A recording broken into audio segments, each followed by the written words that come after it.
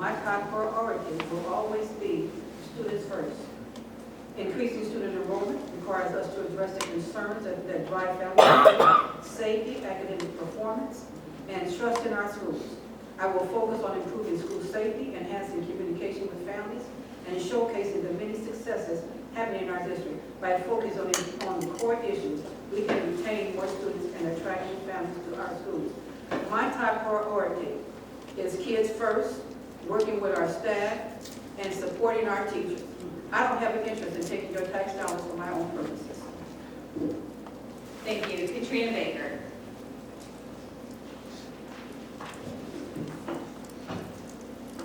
I do not. You guys are okay. The only interest I have is in my nonprofit. However, my team and I work very hard for our organization. The only conflict of interest that our children that we serve are part of the school corporation. That's it. That's all.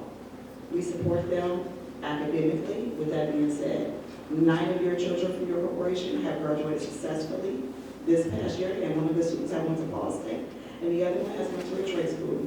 So, is there a conflict of interest? Yes and no. Do I receive payment? Absolutely not. We're a nonprofit. Anyone who knows what a nonprofit is, no, you do not receive any benefits whatsoever. That's it. That's all. Now, when it comes to people of our community having interest, we are all one family within this community, so how can we not run into a conflict of interest, and we would like to be able to bring someone into the corporation that we know will do their best job to support our students. First and foremost, we always must keep them first. That is the number one priority. They are our community. That's it, and that's all. Thank you. Bill Schneider. I have to disagree with several of our candidates. When I took the oath of office, this way it said, the oath of office, the board oath of office states that I will not become interested directly or indirectly in any contract with or claim against said corporation. That is clearly black and white. That if a candidate is voted on to be a board member, he would have to quit his interest in his job at the city. And if you take an oath to it, I take that oath serious. You can't change, if it's been changed by this superintendent, and there are things that's happening that are against the law and against the oath, and that needs to be stopped. That's what I plan on stopping. Thank you. Stephanie Ball. So just dealing with some of the other candidates said, we, as board members, we do sign a conflict of interest form annually, and we take the oath annually. And anytime that if there were a conflict to develop, you revise the form, and it's public record. It's put on our website. I don't personally have any financial ties or any close relatives or anything that are in conflict of interest within business that the school corporation does. However, I would encourage that our community, our students need a lot, and we value and need more community resources and people with not-for-profits and churches and citizens to be involved in our schools. So again, kind of ditto that it's a small community, it's only 100,000 people. That's not big. And so there's going to be some overlap, but from the standpoint of being an administrator and a policy maker, and we are voting on budgets, you know, if any time there is a conflict that one becomes aware of, it's required of us. It's part of our ethics to report that and to speak up on it. Thank you. The next question says, how important is transparency for the public to you as a future board member, and what specific steps will you take to make schools more and school board decision-making more transparent? Annette Malone.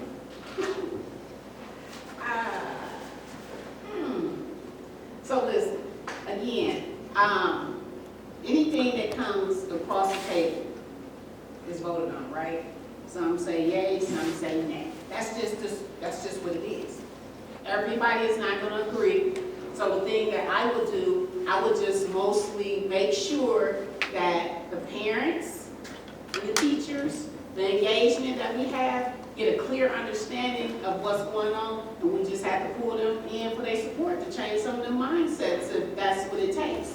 I mean, because you gotta understand, we're one as a team, we will be, because it's gonna change the system, but you gotta understand, our mindsets are different in what we believe and what we don't believe. So that's really all I can say on that. Thank you. Marcus Ellison. Well, to me, I think a big part of transparency is just making sure that people have access to the board meeting information as much as possible. So I would, as a board member, want to do the same way I've done my campaign. If anyone has ever reached out to me via message, via email, phone, cell, respond back in a timely fashion. If someone has a question about something, when I'm on the board, I'm going to answer. If there's some information you're trying to find that you're having difficulty finding, ask me and I'll play the role of going to figure it out and get the answer back, and then doing what we can to work to improve the website or improve access to provide that information more clearly. The other thing that I think is just, I'd like to see the board meetings kind of do what the city of South Bend does, or what the zone board did, and that people can go to Zoom and not only watch the meeting, but they can be able to log in order to make comments and participate if they can't get out live in order to ask questions in person. We need to do both so that people can, if they're at home, but they still have a question, they'll be able to sign up and have their question answered. I think that access is a big part of transparency as well. Thank you. Deborah Kemp. I think, and I truly believe this from the bottom of my heart, it is very important to be transparent when you're in a position of leadership. Leadership is very important, and you have an array of constituents that are relying on you to be transparent. I believe some of the things that, as a future board member, you can do is having community town halls at least once or twice a year with the people that voted you into office, hearing their concerns, hearing their feedback from an array of different topics that the board has voted on or to be voted on. Listening to stakeholders, not just hearing what they're saying, but digesting and listening to what they're saying is another important thing. And one thing that I will commend the district on that they recently implemented within their board meetings is having QR codes for surveys and feedback. That is important. You have to get that community buy-in to know if that is really what is the best route to serve our students. Thank you. Lynn King Jr. My life is transparent, as you can see. I'm going to make proposals relevant to the citizens of South Bend. I'm going to take a proactive approach to making sure you know exactly what's being voted on. I'm going to redistrict your schools as it relates to community. So community leaders will be involved. They will be notified before the vote. That way they will make sure that they're relevant to their communities, their districts, so they will be at the school board meeting to be able to voice their concern, their opinion. No more in the dark. A lot of people don't have time to look up and to read everything. So therefore, we're going to make sure that their minds are open and that decisions are relevant to them, full understanding. I'm going to use all of my resources and influence with pastors, leaders, the media, Facebook, every media outlet to make sure you know exactly what's being voted on. Last thing I will say is I'll watch school board members beg for an audit. Under my leadership, we will get what we want, and you will be notified of all your tax dollars and where they're going. Thank you. Jeanette McCullough. Transparency is very important. And if you watch the school board meetings over the years, you would know that I've asked for an audit several times and never got it. As a school board member, I'm supposed to get information that I request. So transparency is quite important. Budget is quite important. You need to know how your tax dollars are being spent as a community. You need to know where the allocations are going, where these resources are being spent. That's very important for student success. So as one board member, you can't do anything. You have to have 4 votes. We have been stymied by 5 votes. They took away verbatim minutes. You need those verbatim minutes back so that you can read. If you're not able to listen to the board meeting, if you're not able to see the board meeting or come to the board meeting, you need to be able to pull that up on the website to find out what those minutes are and what's being said. That's right. You need that information. That's true. So transparency Transparency is quite important to you as a taxpayer and a paying your tax dollars. That's right. It's true. Thank you. Katrina Baker. I truly believe transparency is key. Without transparency, there is no trust. Without trust, there's no progress. So how can we expect you as the community to support us when we're not being, well, when they were not being as truthful and honest with you, and myself included? As a taxpayer, I want to know exactly where my finances are going. I want to know, are we actually supporting our students? Are we actually supporting our teachers? Or is the funding going elsewhere? Me personally, as a parent, as a community member, and number one, as an advocate for our youth, I need transparency so I can make sure we support our kids to the best of their ability. That's it. Another thing too, like Ms. McCollum has stated before, those minutes are key. If we are not aware of those ahead of time, how can we collectively come into agreement that best supports our teachers and our students? Without our teachers and our students, we have no corporation. Exactly. Thank you. Bill Schneider. Of course, everybody can say transparency is essential, which it is. But this, I've been to board meetings, and the ones I didn't get to, I listened to them on the radio. And there is, with this administration, there is no transparency. The public and the taxpayer, they're our boss. And the superintendent signs contracts, don't even relate it to the board members. You have two board members, Mrs. McCullough and Mr. Costello, have been asking questions. And he gets chewed out by Mr. Costello at the meetings for not answering his question, and he just ignores it, and so does the rest of the other 5 board members. They need their answers brought to the public. Stephanie Ball. And transparency. So I agree that trust needs to be earned and built, and we have to have honest communication about what we're doing. And I do believe that we are making much better efforts at being more transparent than ever before. Information is on our website. Is it always there when it needs to be? No. Because I've got people in ours that know, well, we pulled up a document, it wasn't there. But there are oftentimes, I would say 95% of the information is there. Transparency not only is the documents, but is the dialogue that we have with one another, not only within the community to the board, or the community to the superintendent, or the community to administrators, but there's a transparent and a level of honesty and communication that the board members must have. And clearly, if you've been watching our board meetings, you know that that is lacking. It needs to be improved, and that's an internal piece. Staff, board members do receive training, and we have to be open to training, just like we want our students to be open to training, and our other professionals to be open to training. So, Thank you. Carlos Leyva. This is a good question.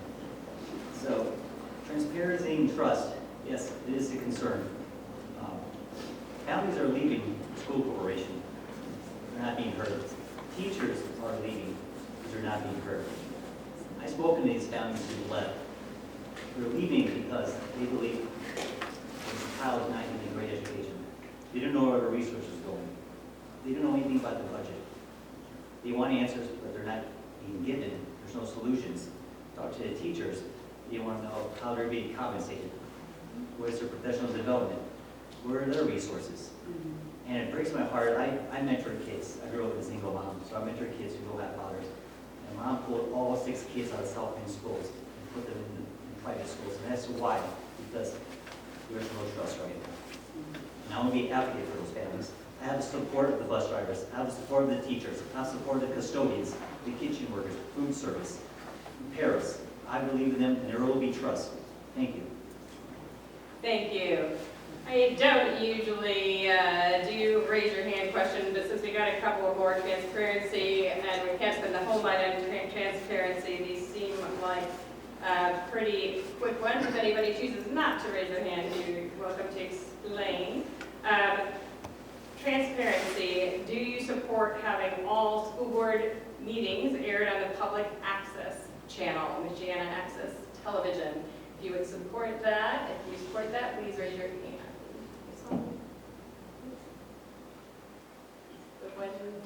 No? Or is everybody? Everyone. No. It's just some things they have to have in private first. Because you're not gonna have everything. You're just not gonna get that. But a majority of them, yes, but I believe even like when they had a personal one, that we wasn't, we didn't get the forefront of that fully till a little bit afterwards. So you're just not gonna get all of it. Okay, and that is actually anticipating one of the other question, which is, are you in favor of more open discussion and less closed-door meetings prior to the open meetings? I guess it says more, not all. Should the number be increased, or will it just depend on the topic? So, less closed door, open it all up, or still need some closed door? Not sure. Well, Any questions? Are you in favor of more open discussions, less closed door meetings? Yes, I believe more open discussions. I will advocate for community advisory boards. We have great pastors, great church leaders, great civic leaders, great neighborhoods. Let's give them a voice. Let them come in and put some input. That's what my priority is, community engagement. Let the community be heard, let their voice be heard, and let's come to a decision instead of making a rash decision that's going to affect all our kids and families.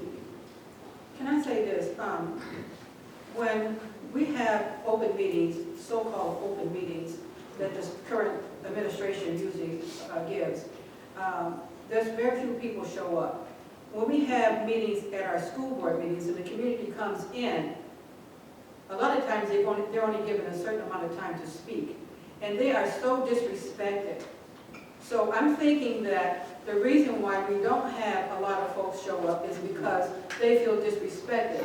So yes, I do agree with more open meetings where people can actually voice their concerns and those concerns are actually addressed. We need to have those concerns. School board members need to hear that. We need to know what your concerns are so that we can address those concerns. That is currently not happening right now. So if we can have more open meetings where people can actually tell the school board what their concerns are, we're able to address those concerns and with the superintendent or the administration so we can get those addressed. All right, the next question wants to turn things around to think about successes, which says what district successes can be built on to compete in the current school choice environment. We start with Marcus Ellison at large. Well, I do think there are some advantages that the South Bend Community School Corporation has that charter schools and some of the schools that we're competing with for students don't, simply because of the size of the corporation. So I think we need to do a better job of marketing things like the different magnet programs, like making people aware of all of the CTE offerings that currently exist in some of the ones that may come that they can't get at other places and other type of things. You know, we really have an opportunity to tailor education as much as possible for the student to meet their needs so they can learn the way that they want to learn, study the subjects that they want to study, and prepare them for whatever post-high school career, college or otherwise that they may want to pursue. And I think we need to, lean into that because that's something that we can offer that they aren't necessarily going to be able to easily get as much in other school and other type of opportunities. That would at least be one way that we could sort of differentiate ourselves.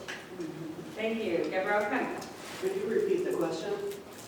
Yeah, what district successes can be built on to compete in the current school choice environment? So I definitely believe strong marketing is vital to getting our kids back to South Bend schools.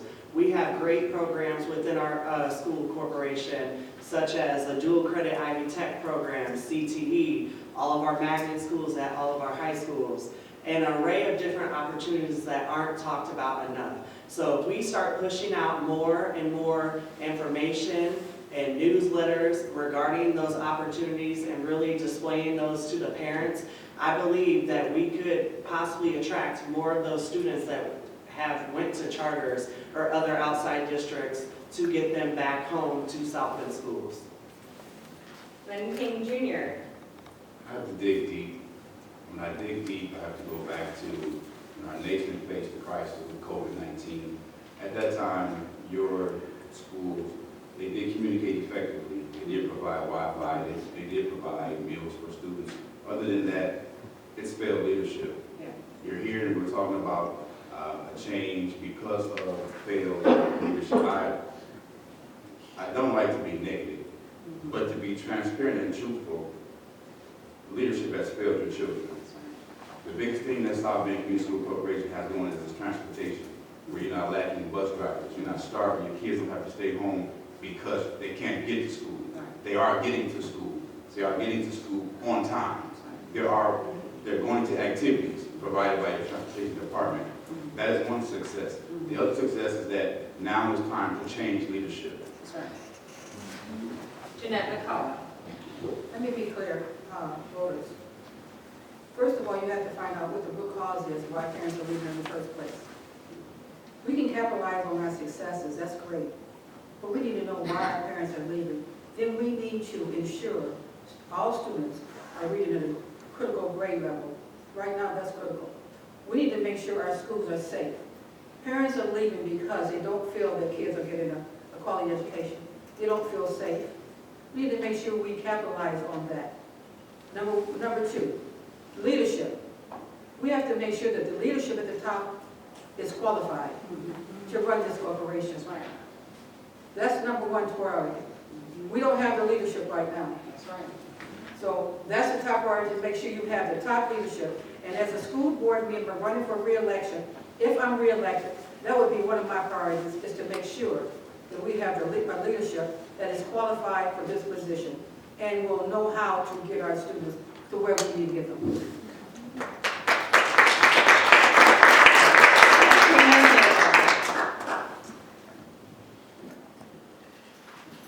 Success. How do we actually identify success right now? I'm going to be very transparent.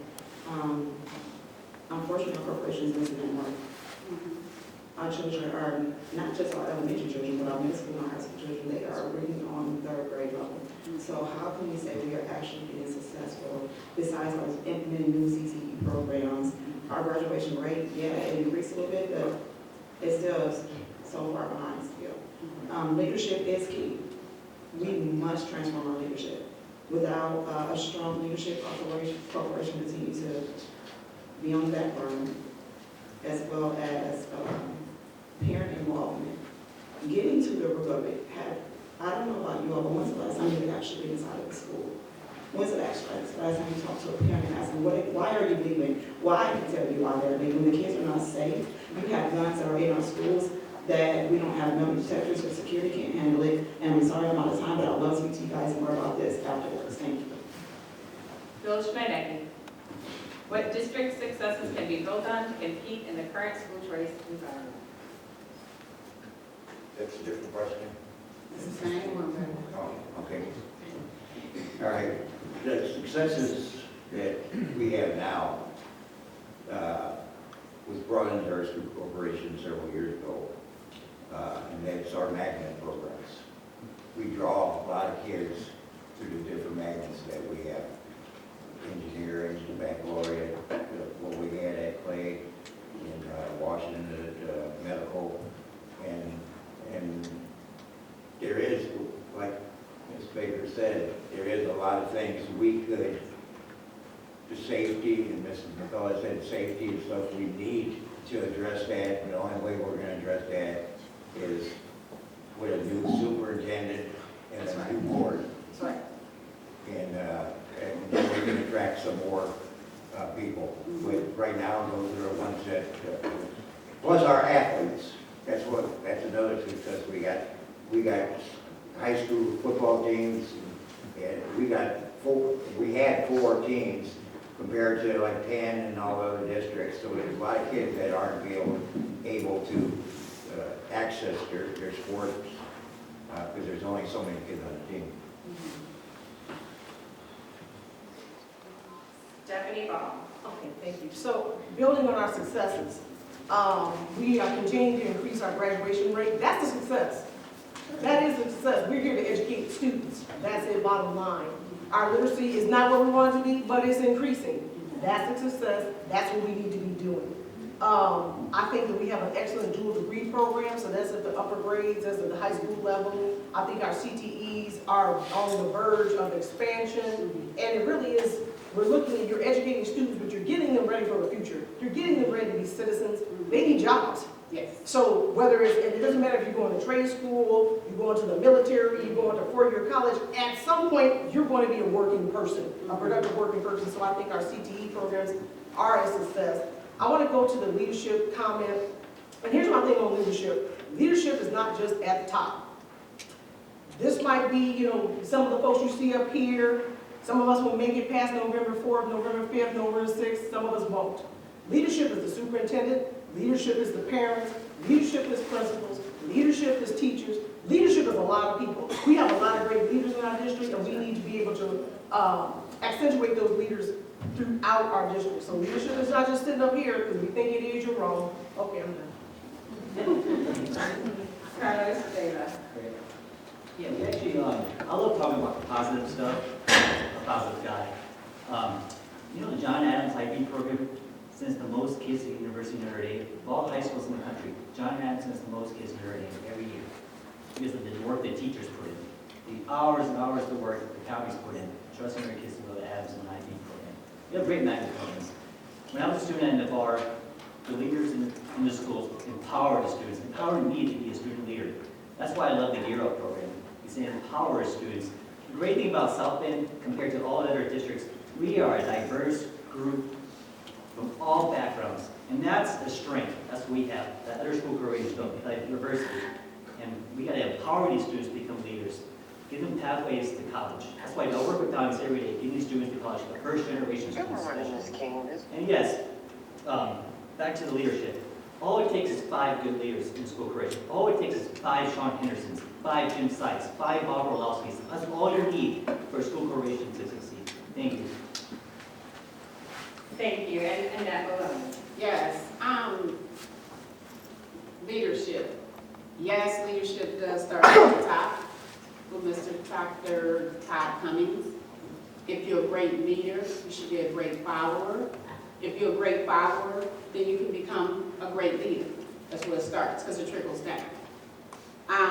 Secondly, the state has been very gracious to us and opened up the voucher program. That's where it started. It gave us choices.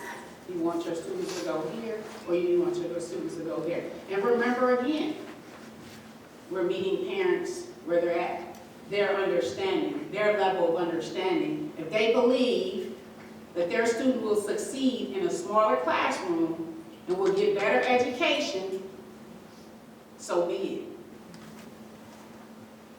That's it, and that's all. Thank you. Our next question says, where do we currently give the most power in the South Bend School Corporation, and to whom do we need to give more power or attention to? Teachers, building administration, district administration, parents, the public? Gabrielle Kemp. Could you repeat the question? Where or to whom do we currently give the most power in the corporation, and to whom do we need to give more power or attention? Teachers, building administrators, district administrators, teachers, the public? Okay.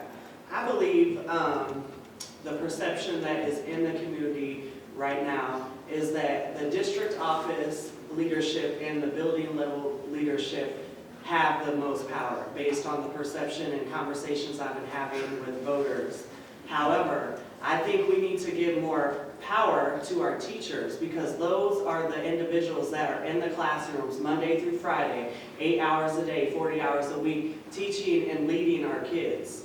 We need to really pour into those teachers more and make them feel appreciated.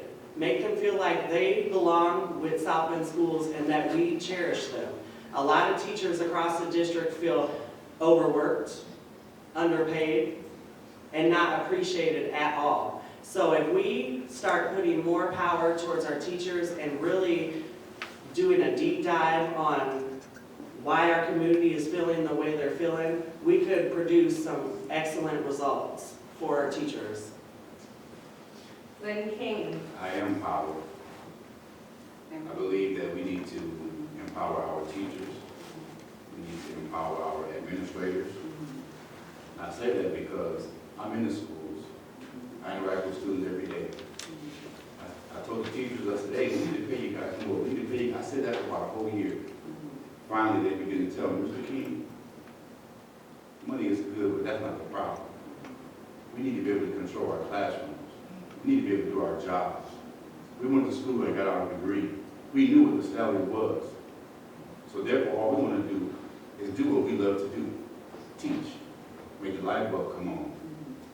I exercise authority on my bus. If a child is disrespectful, I can show you. They write sentences for me.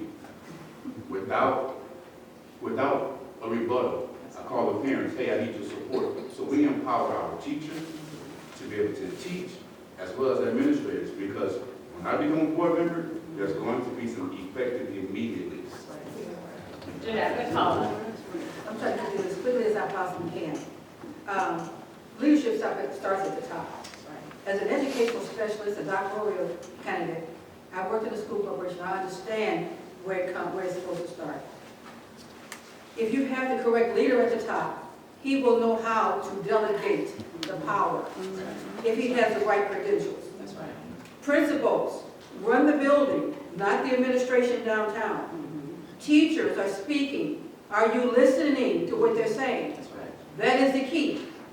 When they're telling you they need something, you need to empower them to make sure they have those resources to teach your children, okay?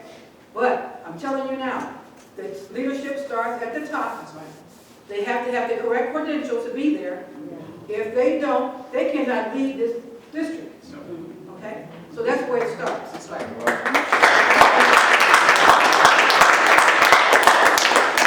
Katrina Baker. I'm not being agreeing with Ms. Jeanette. Leadership starts at the top.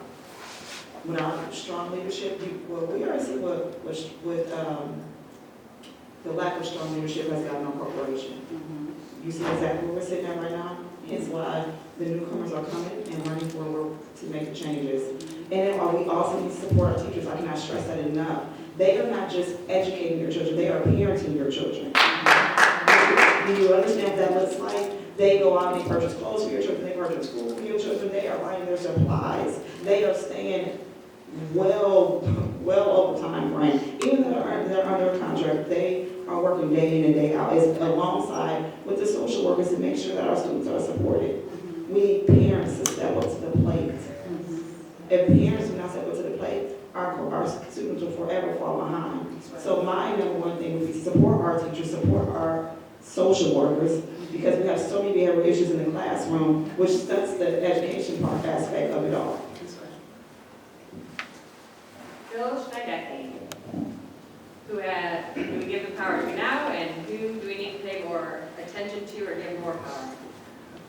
I always describe this to everybody as like science class.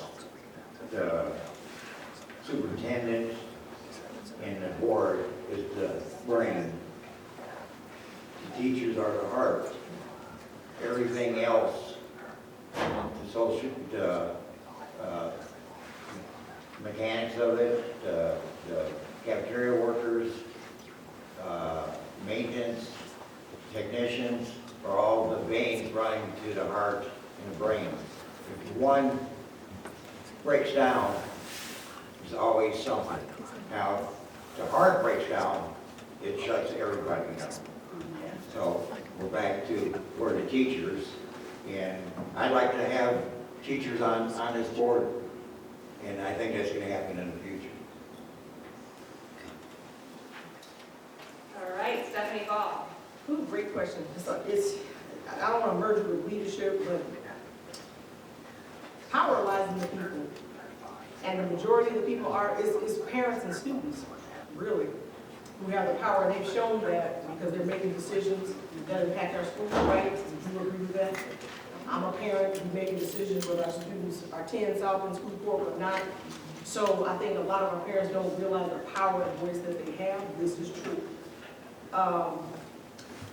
In order for that power to come out, we do need to do a better job of engaging parents in our school corporation, and really have a real conversation, a relationship with our parents. So everybody has a role to play in power, but really, I really do feel the dog the tail doesn't wag the dog, okay? So it's, the parents have the power, they really do. And we can talk about the other leadership things, but there is a transfer of power that is taking shape, whether y'all realize it or not.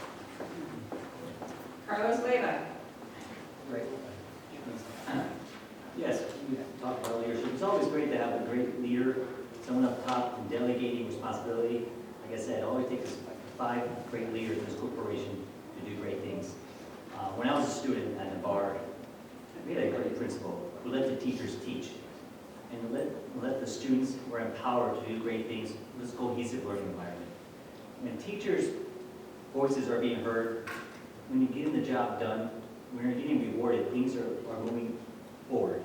When I was teaching at Rice Academy, we had the highest graduation rate of all time. It's because the principal let us teach, and we talked to the kids. I created a relationship and very rapport with these kids. I came from the same low-income background, single mom. I overcame obstacles. That's how you got to talk to these kids, talk to these families, understand where they're coming from. The only way you can understand is you have to have been there. My mom's a social worker. I'm a big advocate for social workers, reaching these families. We have to come together, and that's why I advocate for community to come together and help us with this education. Thanks. Annette Malone. Repeat the question, please. Yes. To whom do we give the most power currently, and who deserves more attention or power? Well, somebody said earlier, give the teachers more power, but the thing about power is it becomes overwhelming.